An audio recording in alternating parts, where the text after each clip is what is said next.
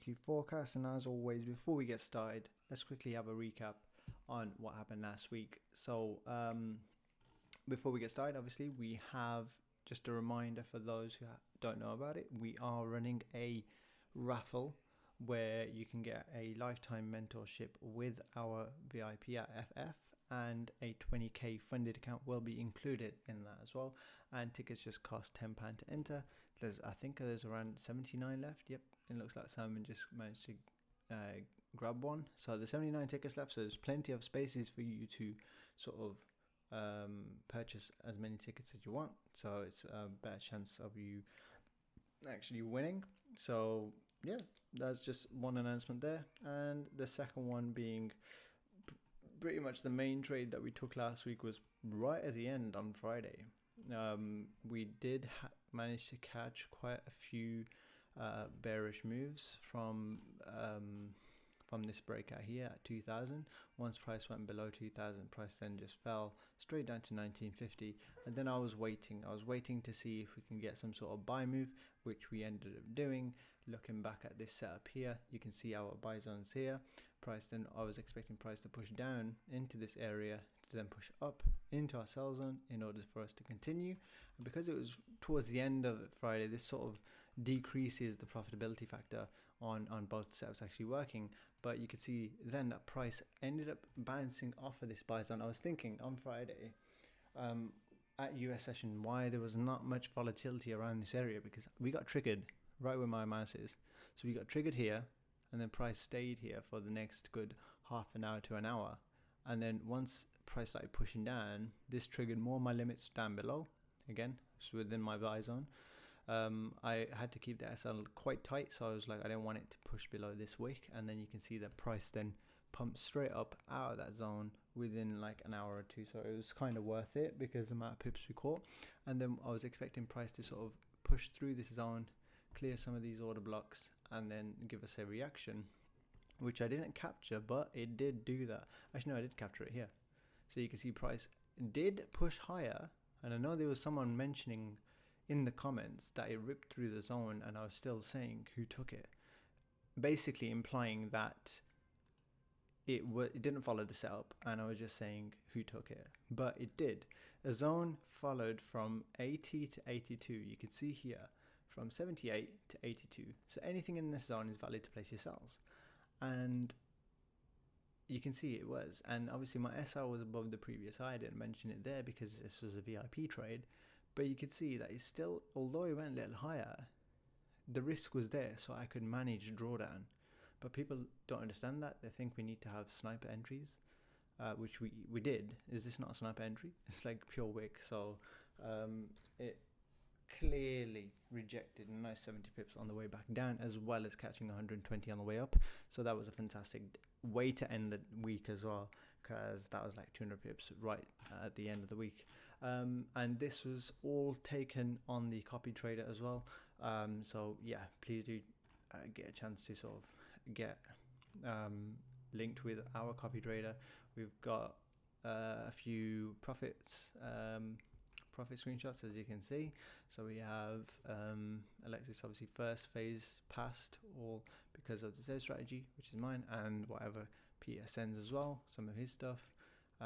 She actually did hold from 2030 down as well, which is fantastic. Let's see, we got KG as well, and we got some more in and out scalping, and then we got Walden for copy trading. Hey, Ulrich is connected to our copy trading, so he managed to get in, and I believe he did send me one message here. As you can see, this was from Friday on the copy trading, so price did sort of do well. It was £160 profit on a Friday. These were the trades that I took with Powell's speech on a Friday. So yeah, that's pretty much the breakdown. Let's go to the chart and I'll show you exactly what I was looking for wherever it is. It's here. So I seen that price was sort of pushing down very hard. This was following my sort of setup as we saw when I did share the before and after, which was here. This was my sell zone from the CPI, and price did a whole, it followed the plan completely. Yeah. So if you were holding from here, you would have managed to catch at least 1,000 pip trade, right? But I did end up closing because I was happy with the profits. So yeah, absolutely amazing trade. So it followed our plan. Now this is sort of our next point, because we followed that plan. I believe that we do have a bit more downside, perhaps, maybe, but we'll see how it goes. Let's jump on the 4-hour chart and let's just remark everything. So pretty much the way I look at this is that price had 3 attempts at breaking highs. You can see there one, then that was broken, and then the third time was here. And then since this was around FOMC, interest rates were rising, and price failed to break the all-time high at 2070. I expected price to start falling back down now, because we have quite a lot of liquidity sitting here, which we then ended up collecting, which we did. As you can see, price went straight through it, collected all that liquidity. So this box can be deleted now. Now we then look to the left. What do we have? We have, if I put a line here, we have a low here. We then have another low there, and we have a low here. So again, this was all created on the way up. Price could push down to collect these before pushing back up, so you could get something like this.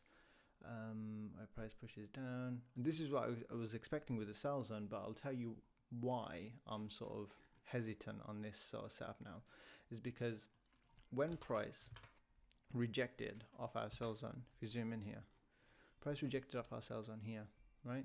I expected price to push all the way back down here now, but price stopped and then retested this high again, and then price sort of just stayed right there after Powell's speech.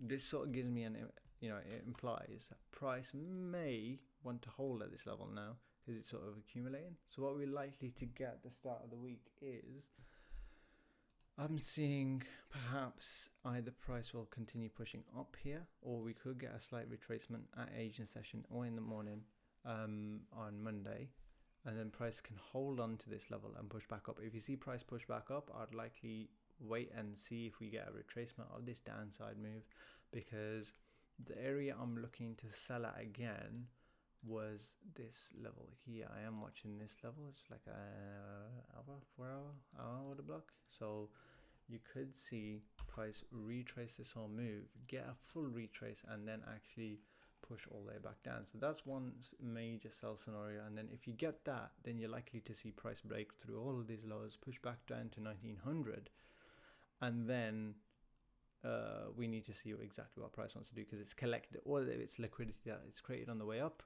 and then either it sort of pushes back up, or if it continues to fall, because okay, one second, continues to fall, because if you look at, how do we set this up, we still have quite a lot of room to the downside, if that makes sense, which it can still do, push down towards 1800s and perhaps back down. But with the interest rates rising, I don't see that being the case. So you got to still take fundamentals, take them into account, because if the interest rates are rising, I wouldn't see gold dropping. I see gold taking a pullback for another shot at the high. That could be possible. So taking out these lows for another shot at the high, yep, I'd say that could be something that's on the books. So that's one scenario. Have a look to see if you can get a pullback. You could even get a reaction of this zone here. Again, all of this stuff I'm going to be mentioning in the VIP, so links are in the description. So you even could get a reaction down here, and we want to see exactly what sort of reaction we get. If it's an impulsive one, let it go, and if it's sort of consolidating and doesn't want to, then price could even hit the zone above. So those are my two sort of sell zones I'll be watching next week. The buy zones, however, I'd wait till, if price wants to start falling, this is the sort of buy scenario. I'd let price take out this low, this low, this low, and then start falling in towards the 1900s, because we do have a buy area around here, which we could get some sort of reaction. So this could be sort of a buy zone. Again, I'd look for a much better buy zone as price plays out. I'm not going to specifically show you guys how I actually do that. I'm giving the zones here, but more of a probable zone fits right into my strategy. If you want to learn that, then links in the description as always, where you'll be able to find out how to sort of do it. Pretty much I think that's solid. I think we should still keep a selling momentum, just because we've only taken out this liquidity sitting here. I still do believe we should take out some sort of structural low. The fact that we sort of pushed up shows that price is respecting. Is it creating an equal low? No, I don't think it has. So price is still respecting structure here, so it's sort of having its pullback, which is fine.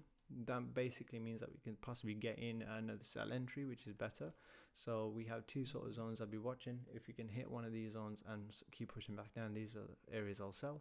Otherwise, if price wants to push down, let it go. We could even get sells on the way down, but for buyers, I'd be waiting around 1900, see if price can get there, because that'd be nice. But yeah, that's pretty much it for gold. Let's have a quick look at US30. Am I seeing anything? There's my sell zone. It was marked up. It was marked up earlier. So if price wants to get up to here, I've been expecting price to push back down. Depending if we keep climbing, this was around this level. We did push because Powell, but if we get one of these pushes up here, I'd expect to sell here for a slight reaction, probably to take out these lows. This would be nice, a nice trade to take out these sort of equal lows here. That's US30, US 100. I'm not looking at it much this week just because it's sort of climbing. I'm not seeing any valid zones to make it easy to trade that. And I think US 500 is sort of filling this sort of imbalance on the left here. So we've got a slight imbalance here. So I'll just mark this up. You guys can mark it on your own charts. I'm just seeing if price wants to push higher in this imbalance level. Perhaps it could follow US 30 with a push up and then drop. That would be nice to get in a trade, but I'd rather focus on US 30 because the zone's a lot more clearer. And then you can sort of visually see it a lot better as well. So yep, that pretty much sums everything up. I'll leave obviously the thing in the thumbnail. It looks like my drawings have come back. I'm not sure what time frame I was on, but yeah, the drawings have come back. So you see these lows here, these orange lines. Price still, I'm still expecting price to collect those. Whether we have a pullback to then collect them, that would be a lot better for sellers. Otherwise, Monday morning, see if price wants to clear up Powell's speech thing, and once we can start looking for sells for continuations down to the low. So don't think the buyers are ended. I mean, don't think the sellers have ended. I still feel like they still have something left in the tank to start taking some of this liquidity out. So that's pretty much it from the weekly forecast. Again, copy trading, we have raffle, we have mentorship, we have prop firm passing. Guys, just check the link in the description, and we also have free access to VIP as well. So everything's in the description if you made this far. I love you guys. Don't forget to like, comment and subscribe. It's been your boy Statics. Peace out.